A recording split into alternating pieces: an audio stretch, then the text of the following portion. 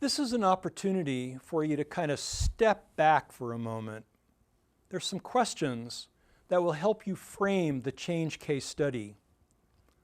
You'll want to treat the change case study in a very serious way. And what I mean by serious is that because we're going to continue to use it throughout the entire program, it's something that you'll want to feel good about referring to, and it's important enough to you that you want to find the answers.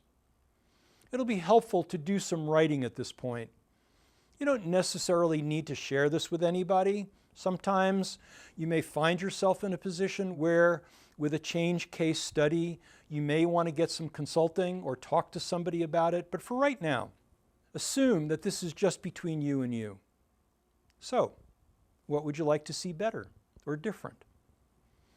An example of the change that you want to work on might be, in this example, you have an employee who does X activity and their performance is below standard.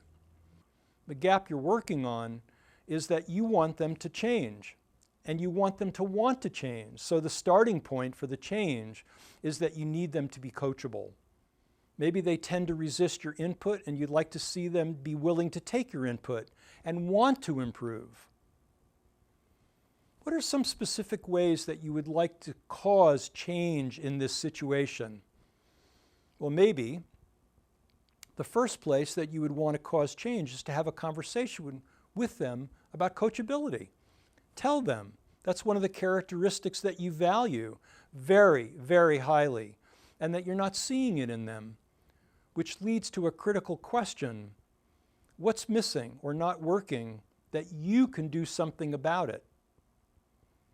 Well, certainly, as a manager, your primary role is to coach. And that a lot of the change case studies are really about performance management. And so maybe the what's missing or not working in this situation, the first thing you want to work with is to get an agreement with them. And the agreement you want is for them to develop an inclination to being coached. So what would you like to see better or different? Whose goodwill do you need to start the change rolling? Who needs to support the change?